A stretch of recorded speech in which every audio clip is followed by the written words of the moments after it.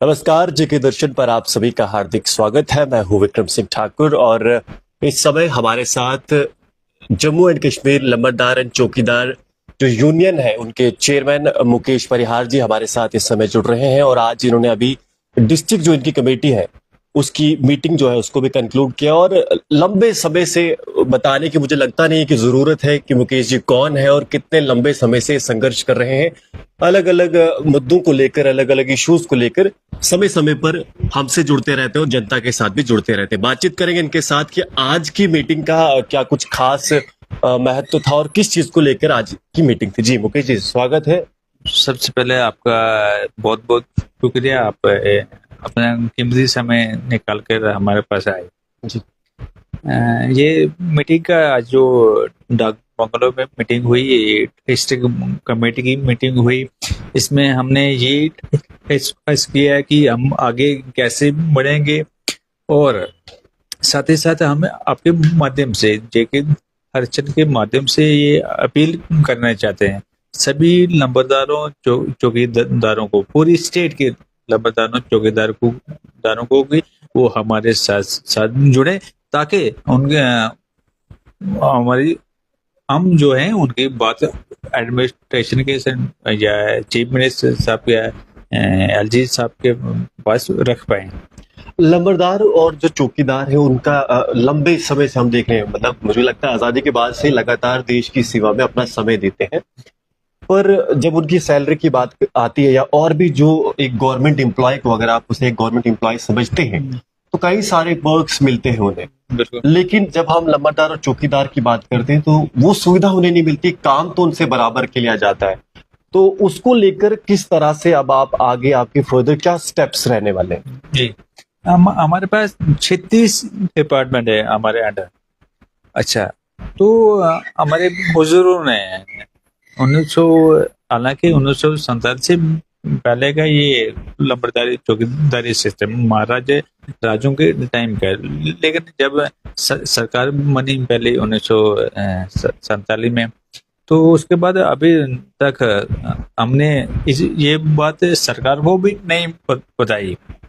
अच्छा, तो सरकार ने क्या काम किया कि जिन्होंने सरकार के पे अपनी बात मुद्दे उठाए उन्हें प्रोटेस्ट के माध्यम से या मीडिया के माध्यम से या 1-to-1 मिले किसी मिनिस्टर के माध्यम से उनके काम होते गए, जैसे डेली विजिट है, ये है वीडीसी है, ये नीड बेस है, यहाँ तक कि मजदूरों के भी बढ़े गए रेट, मिनिमम वेज एक्ट।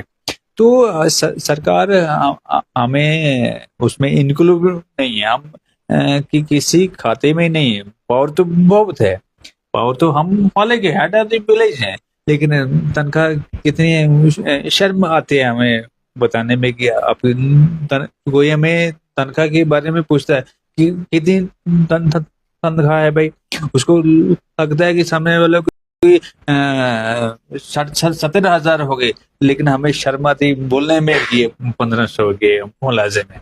अच्छा, वो भी समय पे नहीं मिलती है।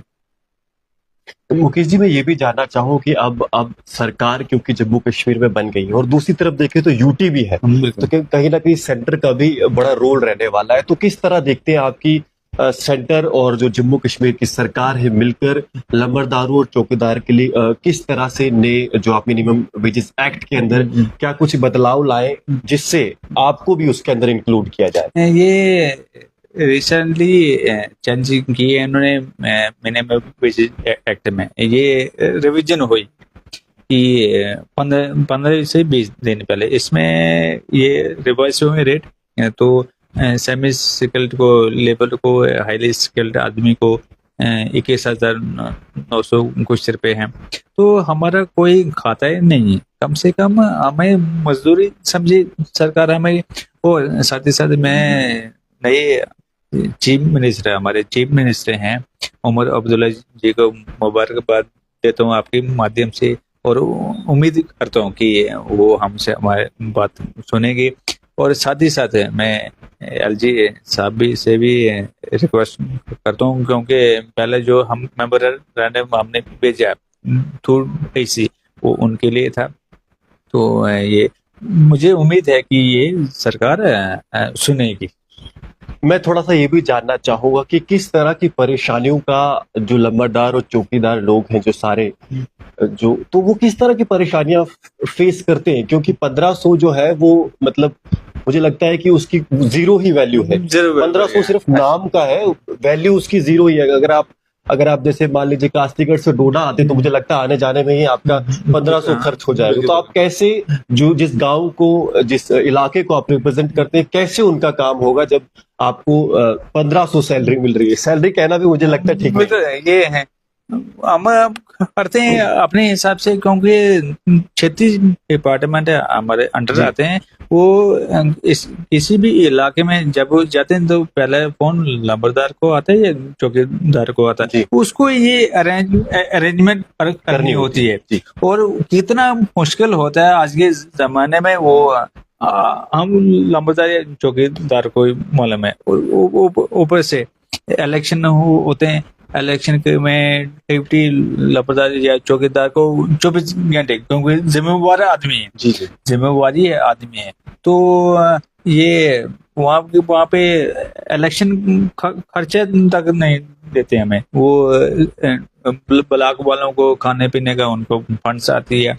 अच्छा, ये बाकी एम्प्लॉय को उनको भी कुछ पैसे आते हैं उसमें, लेकिन हमें नहीं आते हैं। हम अपील करते हैं कि कोई सिस्टम बनाया जाए ऐसे कि हम कम से कम हमको मिले कुछ लेने के हिसाब से जो हमने उसमें लगाए हैं इलेक्शनों में।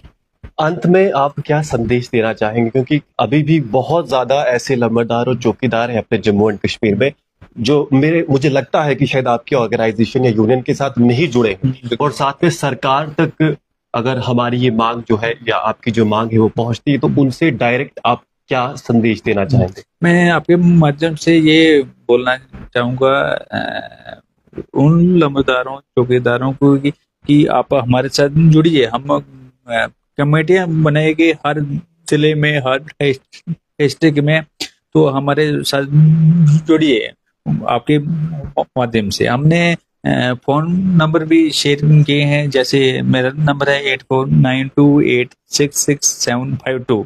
तो आप मुझे फोन भी कर सकते हैं। आपको वहां पे जहाँ से आप फोन करेंगे तो आपके पास पैसे नहीं है, क्योंकि हम लंबरदार चौकीदार उनके पास पैसे कहाँ होते हैं। तो हम कोशिश करेंगे कि आपके पास पहुंचने की। जी, धन्यवाद। तो ये थे मुकेश परिहार जी।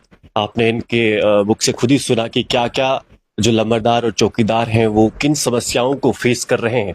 फिलहाल मैं अपनी तरफ से यही कहूंगा कि जीरो की कोई वैल्यू नहीं होती, पर जीरो की वैल्यू बहुत ज्यादा होती है अगर 1500 में एक उसके आगे से राइट साइड से जुड़ जाए।